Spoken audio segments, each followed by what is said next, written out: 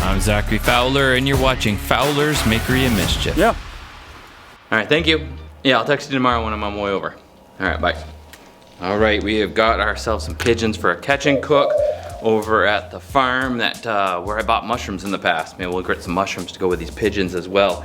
The sling rifle is not ready. So we got a little bit of work to do. Like I said in the last one, if you haven't seen it yet, check out that link in the description below. Check out part 1 of the sling rifle. It turned out so awesome. And let me show you its features. Let me show you its features. So first thing we got going on here is our pouch pinch. And I made that out of ring clamp opener, welded on some pieces coming up. The trigger system is 4 pieces. All of them came from the same bench dog clamping unit that I modified and made it so that it fits in here, and that locks the pouch pincher open. Harbor Freight clamps for the rails so it extends. And we've just been using 3/8 steel ammo. Put it into the pouch, bring it back, push that forward so it's good and locked in. Keep your finger off the trigger and push that out. There is no safety. The only safety is keeping your finger off the trigger just now. Safety should be on at all times on base. Well, that's my safety, sir. So we're gonna take a couple shots with it real quick. I wanna see how accurate I can be without the scope. We know how fast my slingshot was, like 225 at the fastest. And I'd love to know with a double band set how much faster this is, because with a single band set we had 210.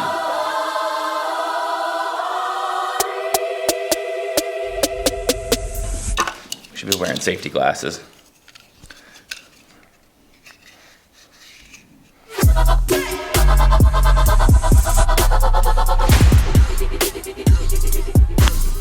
Oh my.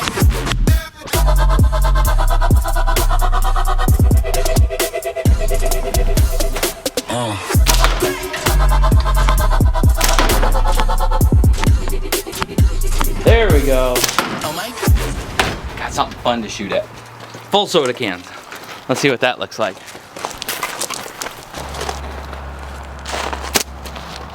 .233. 245. If you remember last time I got 225, but that was 7/16. So the lighter it is, the faster it's gonna move, but you're gonna have less foot-pounds of impact. Let's see about the sling rifle. Thank you, sir.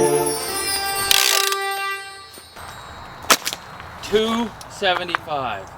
I'm gonna let the bands cool off a sec because that's gonna make it probably slower than that and replicate more of like, I've cocked it. I'm looking up there on the roof, deciding which is the fattest, juiciest pigeon. This one's got its head up and it's not moving around, and line up the shot and go. There we go. Yeah, 230, 223. Before we go in, let's have a little fun. We got a full soda can, see what it does to it. Ducks are looking scared. You guys aren't on the menu, you're safe, don't worry. I just keep telling them that, but they're on the menu soon enough.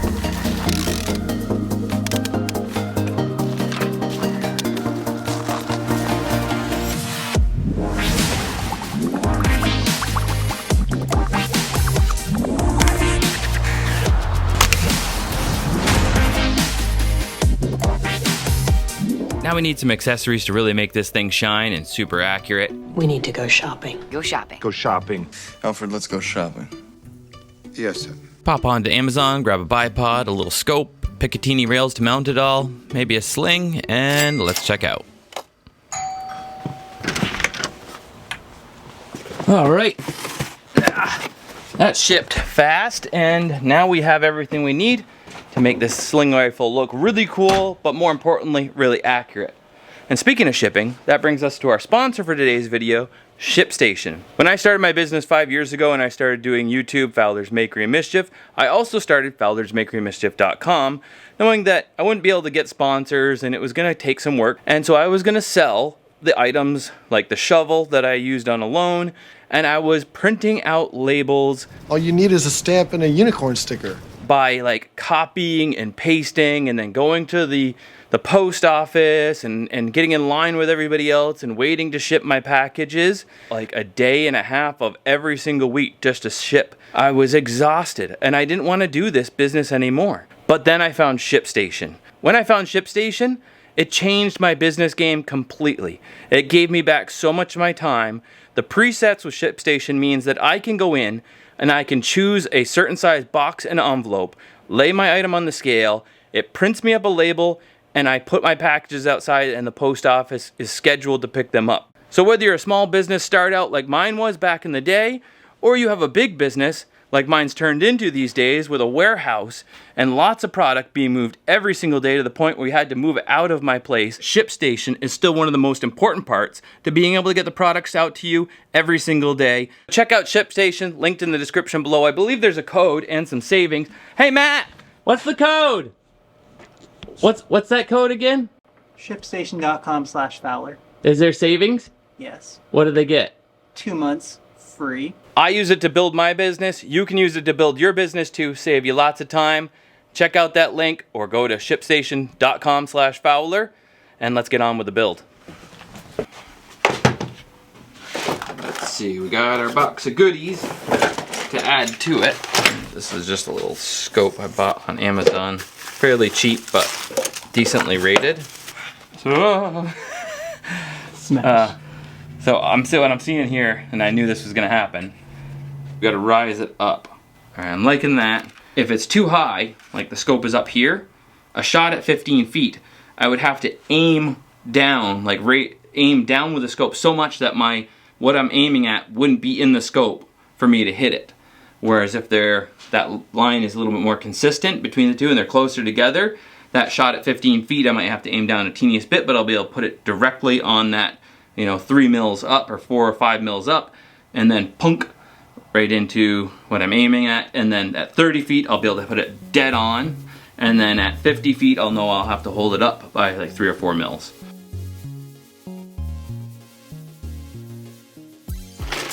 Ah, I even got a bipod that we could put on the front. Mount that right there. I'm gonna make some stops in here so when it slides forward, it doesn't fall out the end, because right now it does. If you pull it back too far, it falls right out the end and I gotta get it back in there again, and that's annoying. All right, I think that's where I want my buttstock to come out as long as that is. 6 inches. All right, there's your assignment. You work on that and I'll start tearing her down so she's ready.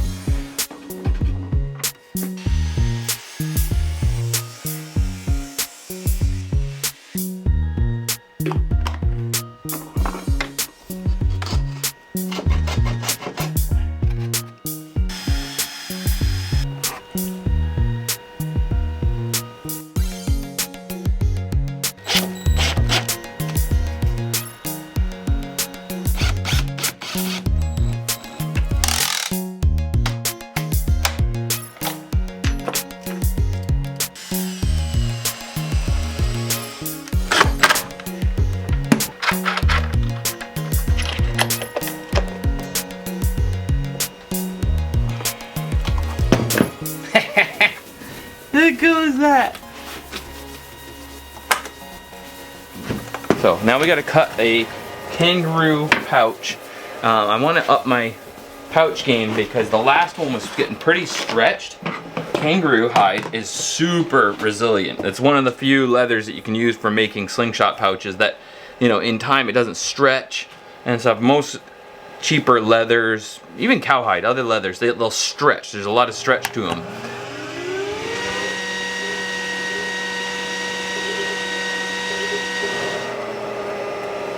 Oh yeah, I love it when you do that, when you like lift it out and it just falls free. It's like perfect little pouch. How cool is that? Yeah. It's so clean.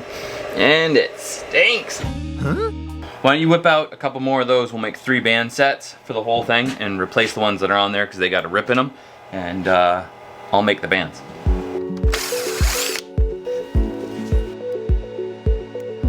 The last double band set worked out pretty good. I don't know why it broke. That's just the nature of latex. Sometimes you get a lot of shots out of them and sometimes they break really quickly. This new double band set's gonna have 30% more material, which give me about 30% more power.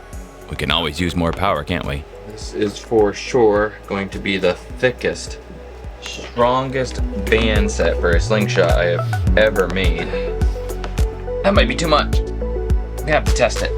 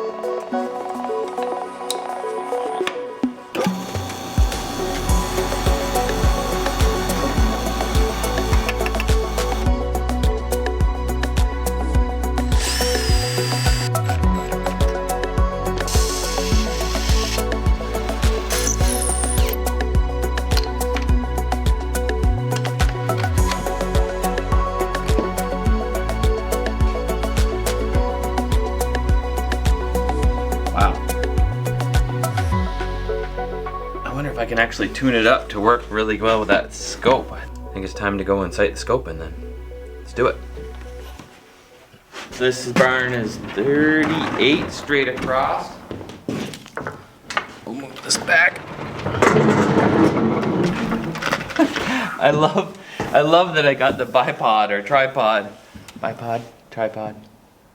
All right, let's see what we got here. We got some caps that come off. So there's our left. And there's our up.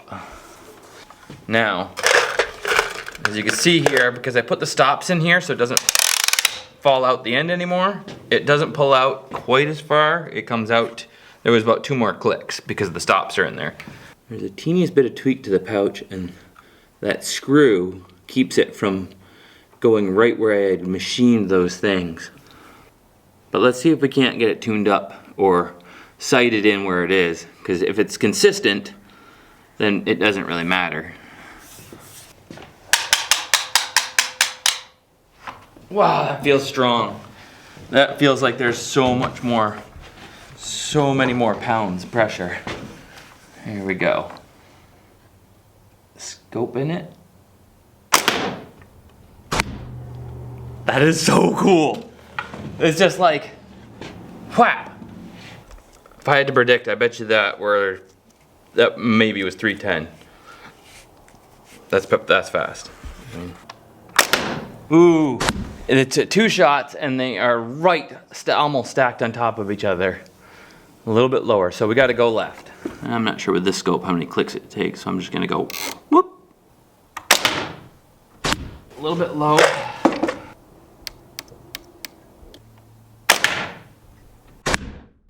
This is what we're hitting. If I can get it over a little bit, then that's easily a pigeon. All right, we are ready to make some ammo. Now that I've got it somewhat sighted in, before we go and do some like sighting in for long range stuff, I've got some ballistic gel I made last night. Every time I've gone hunting with a slingshot in the past, I've used different ammo. Texas 30-day survival challenge, I used lead ammo to get the rattlesnake and the possum. Possums are really big. You wouldn't be able to take it down without some really heavy lead ammo. The grouse in Canada, I ended up shooting that with steel ammo because it's a bird. They take a hit and they go down a lot easier. In the Rockies, I did ground squirrels with lead ammo. I did a chicken with an acorn, a bird during my time on History Channel's Alone Show with a rock. Most of the time though, when I choose to go hunting, I use a lead ammo because you can have a smaller round which penetrates deeper and it has a lot more impact damage. When I shoot my sparrow, I use 7/16 steel. When I go hunting, I use 3/8 lead. That way they're pretty similar in the weight, so I don't have to recalibrate all how I shoot, and I'm ready to be just like spot on with my shots. But the sling rifle is new, and I got a couple different kind of ammos to test. One, we have the tungsten that you saw from the first video. This stuff was very expensive, 60 bucks or something for a couple rounds. Then we have some smaller tungsten, and then I also purchased this on Amazon. It's, I don't know what it is, like 8 mil or something. We'll measure it. These are like 9.4 mil, the same as 3/8, and this is like an 8mm lead mold. And then we have our plain old steel 3/8 and our 7/16 steel that I shoot with the sparrow, and this is what we've been shooting with the sling rifle. And we'll do a ballistics test on them to see which one penetrates further, and that will give us an idea of what's going to be the most efficient for when it comes to hunting with this sling rifle. And the other aspect to this is I have to make this ammo choice now, because if I switch mid-game, my heavier ammo like the tungsten and the lead's going to drop way off, and I'd have to re-sight in the scope. If I decide to go with steel, because I am thinking for this first hunt it's just going to be pigeons, I want to sight it in for that, and that'll be a little bit more of a straighter trajectory. Oh, it's breaking. Oh, that's so satisfying. It smells minty delicious, like I mean, it is food grade. I guess I could do a little. It doesn't taste sweet though, it just tastes minty. I'm not eating it. That people use this for like these weird flower arrangements. I don't know how you'd want to make a jello mold with flowers frozen in it. Ballistics gels are precisely calibrated, but you pay for that. It's like $100 for a piece this size. Whereas mine's not calibrated, it cost me $12 of food grade gelatin and about 12 minutes of time to make it. I think we can go like this. If we shoot straight on, and if it does penetrate far enough, it'll go into the second one. I'm predicting with the steel, it ends up here, and with the lead and tungsten, it ends up about here. So that's my prediction. About halfway with the steel, and here with the lead and tungsten. But maybe I'm completely wrong, and it'll be like here and here. Oh, we're ready. She's hot.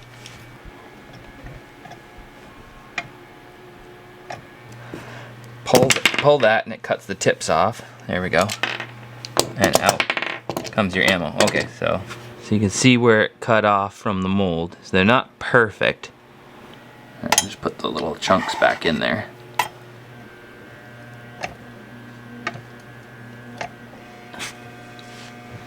Hey, if I do it while it's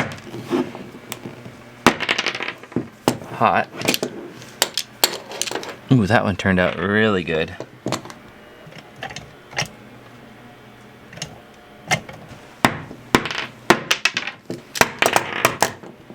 Yeah, those all look pretty good. Let's weigh them up. One tungsten weighs 7 grams. One lead weighs 5 grams. One steel, 3/8, weighs 4 grams. The steel shot is 9.4 millimeter. The tungsten is also 9.4. And the lead, 9.1. It's a teeniest bit smaller. And then I also purchased these, which are really tiny tungsten. This will be interesting to see if, with their weight, how deeply they could penetrate. And these are 6.2 millimeter. 3 grams. So it's half the size of the 3/8. Almost weighs as much as the bigger steel. That's pretty cool.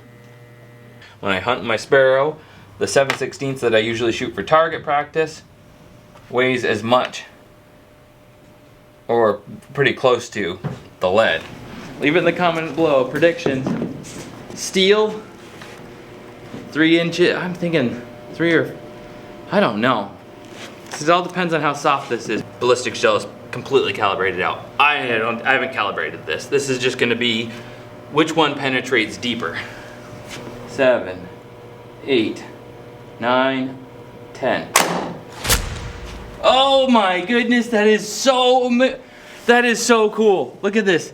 It's like, there's this perfect line. Okay, so we know that with steel from our test before and the temperature we have in here, it's moving around 270 feet per second to maybe even as much as 300, because it is warmer in here than it was outside when we shot it across the chrono. All right, let's try lead. It's so much further, but it didn't go all the way through. How cool is that? The tungsten are the same diameter. 9, 10. All the way through. There's the line. I aimed right here, boom, zip, all the way through. So it means I lost it somewhere in here. And I'm curious about this because it's lighter, but it's also smaller diameter. So this is that, like half the size of that 3/8 set lead stuff. Tungsten. What will this do? 9, 10. It went about as far as the lead by, short by an inch. Wow, that is cool. I knew that smaller tungsten with less mass wasn't gonna go as far, but because it was pretty darn dense, it went faster and farther than the steel, which was really cool. I think next time I'm gonna add, because I can melt this stuff down again, I'm gonna try to make it a bigger block like it is now, and I'm probably gonna add another cup of gelatin. It was already 2 cups of gelatin to 1 gallon of water. This time I'm gonna add 1 more cup so it's a little denser and it doesn't let that bigger tungsten puncture all the way through the thing. That was so crazy. That's a lot of power. In light of all that though, I think that really expensive tungsten probably would be the best option if I was hunting a raccoon, a possum, something big. I think I could never take something as big as like a coyote or a deer with it. I'd have to put a bigger band set and probably go with like literally like a 3/4 inch. And so I'd have to rebuild the trigger mechanisms and all of that. But for the smaller game hunting, birds, squirrels, pheasant, I could easily do a sniping of some bigger birds, but we have to stick with what's legal. I'm gonna go with the cheaper thing and the less environmentally damaging and sight it in for steel, and that'll work great on the birds and squirrels. So, but if I do go somewhere down south where squirrels and things like that are fair game for slingshots and slingshot rifles, I probably will sight it again for the lead. That would be pretty sick. Now, let's go outside and we're going to sight it in for some longer shots and see if we can figure that out, because this is 10 yards in here, and I think all the shots that I'm going to be taking off of barn roofs will be 20 to 30 yards. Let's see if we can get a reading on it, speed-wise. I want to know the difference between now and those other bands. Got a reading. 295, I called it. What did I say, 310? Maybe it was 310. This is about what it felt like to me when I was looking at what angle I'm gonna have to get to pop these guys off the barn roof. First thing I noticed is since I had sighted it inside for 10 yards, the shots outside were dropping extremely low and shy of the target. To fix this, I'm gonna have to bring my shots up quite a bit, and in doing so I'm realizing there's about 1.5 feet of arc to these shots. To aim and hit the 10, 20, and 30 yard shots, there's gonna be a bit of math involved. That went like way high. We should sight in, I should drop it down. Ballistically, this arc is insane. So calculating this out to hit something at this distance feels so much harder than just instinctively me just popping off a shot and hitting something. I have no idea where these are going.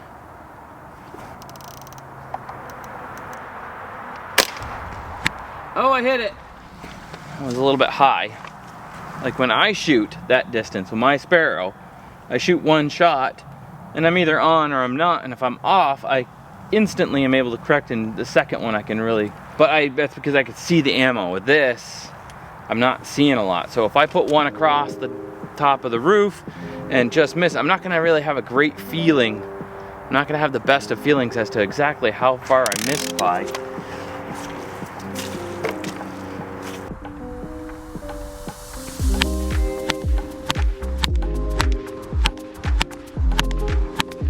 After a dozen or so shots, it became very apparent that the length of time the sling rifle was drawn before the trigger was pulled played a huge part in consistency of the shots. I started counting off 7 seconds for every shot, but if it went to 8 seconds, the shot dropped about 3 inches, and every shot after that got exponentially worse. So I'll have to get really good at hitting things at exactly 7 seconds, or choose to blow a shot and reset it up again. And at this distance and sighted in, if the outside temperature changes even 5 degrees, it's going to be off again. A lot of them are going to the, just starting to go further and further to the left. I'm getting them all up in there and getting some really nice shots out of it. So maybe what I really need to do is practice with it more. I'm a little hesitant. I don't want to go and damage somebody's property. Like all of these, and I think that one. And then I started getting a little bit of a better feel for it. And I'm hitting here, here, here, stacking a couple shots up right there. Say we got our little pigeon. And he's like, that's not too bad of a pigeon. That's actually pretty good. For considering I'm writing on the, so that's like, you know, boom, boom. Those two would have been great.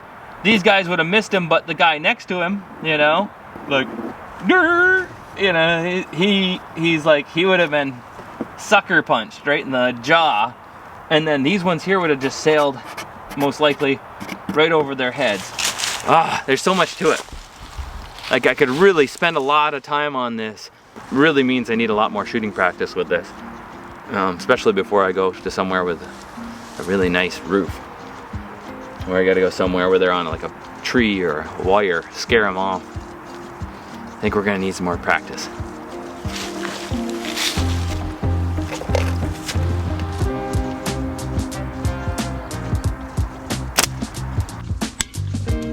It's on the ground, I can still see it. Can I get it twice in a row?